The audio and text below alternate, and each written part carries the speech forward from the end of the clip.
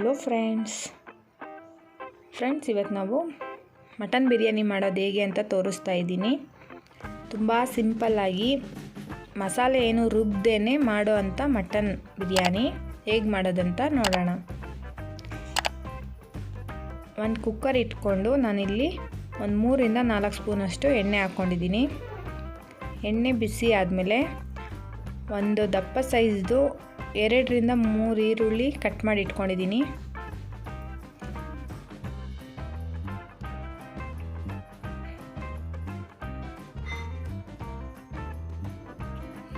ಈರುಳ್ಳಿ ಹಾಕ್ಕೊಂಡು ಚೆನ್ನಾಗಿ ರೋಸ್ಟ್ ಮಾಡ್ಕೊಳ್ಳೋಣ.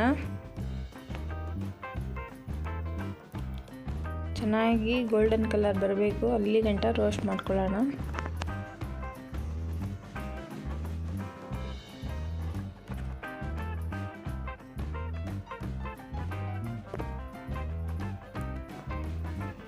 ನೋಡಿ, ಸ್ವಲ್ಪ ಬ್ರೌನ್ ಆದಮೇಲೆ ಒಂದು 4 ಟೊಮೆಟೊ ಹಾಕ್ಕೊಳ್ತಾ ಇದ್ದೀನಿ.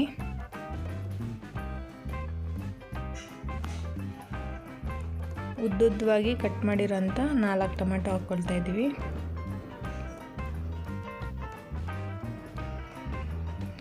ಇದಕ್ಕೆ ರುಚಿಗೆ ಬೇಕಾದಷ್ಟು ಉಪ್ಪು, ಟೊಮೆಟೊ ಬೇಯೋದಕ್ಕಷ್ಟೇ ಹಾಕ್ಕೊಳ್ತಾ ಇದ್ದೀನಿ. ಈಗ ಮತ್ತೆ ಆಮೇಲೆ ಹಾಕ್ಕೊಬೇಕಾಗುತ್ತೆ.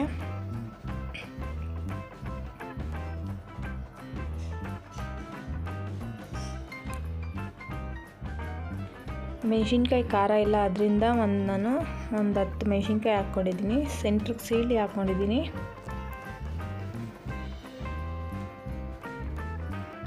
ನೀವು ಖಾರ ನೋಡ್ಕೊಂಡು ಹಾಕ್ಕೊಳ್ಳಿ. ಆಮೇಲೆ ರೆಡ್ ಚಿಲ್ಲಿ ಪೌಡರ್ ಕೂಡ ಹಾಕ್ಕೊಬೇಕಾಗುತ್ತೆ. ಟೊಮೆಟೊ ಎಲ್ಲ ಚೆನ್ನಾಗಿ ಮೆತ್ತಗಾಗಲಿ.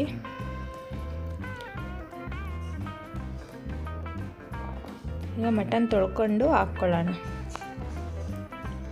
ನಾನಿಲ್ಲಿ 1 kg ಮಟನ್ ತೊಗೊಂಡಿದ್ದೀನಿ.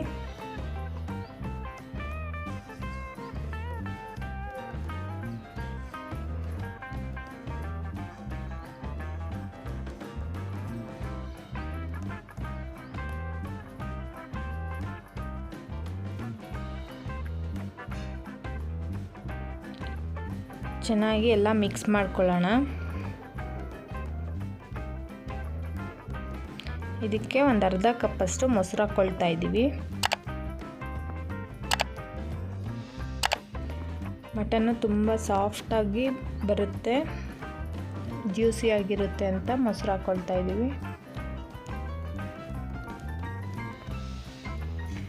ಈಗ ಮಸಾಲೆಗಳು ಹಾಕ್ಕೊಳ್ಳೋಣ. ಅಚ್ಕಾರದ ಪುಡಿ 1 ಸ್ಪೂನ್, ಧನಿಯಾ ಪುಡಿ 1.5 ಸ್ಪೂನ್ ಅಷ್ಟು ಹಾಕ್ಕೊಳ್ತಾ ಇದ್ದೀನಿ. ಹಾಕ್ಕೊಂಡು ಮಿಕ್ಸ್ ಮಾಡ್ಕೊಳ್ಳೋಣ.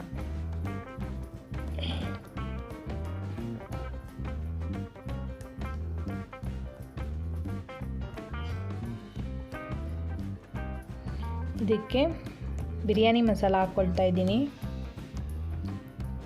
ಒಂದು 2 ಸ್ಪೂನ್ ಅಷ್ಟು ಹಾಕ್ಕೊಂಡಿದ್ದೀನಿ.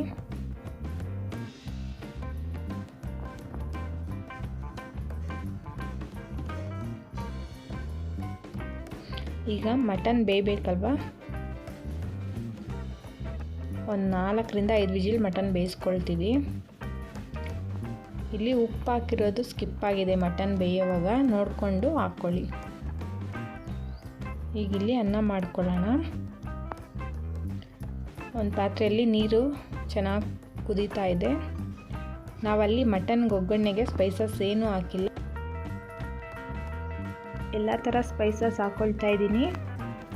ಜೀರಿಗೆ ಕೂಡ 1 ಸ್ಪೂನ್ ಅಷ್ಟು ಹಾಕ್ಕೊಂಡಿದ್ದೀನಿ. ಹಸಿಮೆಣಸಿನ್ಕಾಯಿ ಒಂದು 3 ಹಾಕ್ಕೊಂಡಿದ್ದೀನಿ ಕಟ್ ಮಾಡಿ. ರುಚಿಗೆ ಬೇಕಾದಷ್ಟು ಉಪ್ಪು, ಅನ್ನಕ್ಕೆ ಎಷ್ಟು ಬೇಕೋ ಅಷ್ಟು ಮಾತ್ರ ಉಪ್ಪು ಹಾಕ್ಕೊಂಡಿದ್ದೀನಿ. ಈಗ ಅಕ್ಕಿನ ತೊಳೆದಿಟ್ಟಿದ್ದೆ, ಅದನ್ನು ಹಾಕ್ಕೊಳ್ತಾ ಇದ್ದೀನಿ.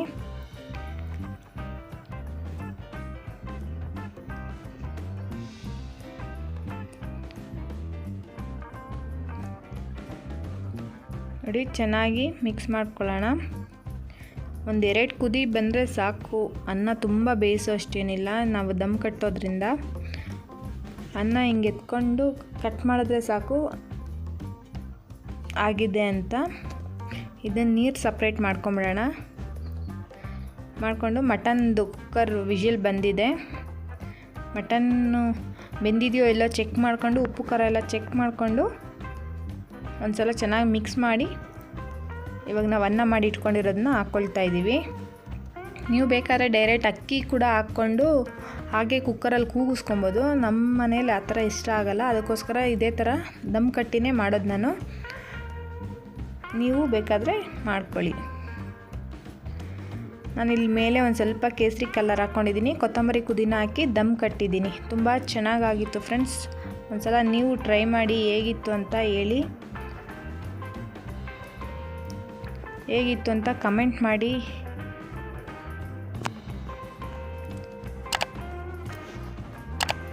ಈಗ ತಟ್ಟೆಗೆ ಸರ್ವ್ ಮಾಡ್ಕೊಳ್ತಾ ಇದ್ದೀನಿ.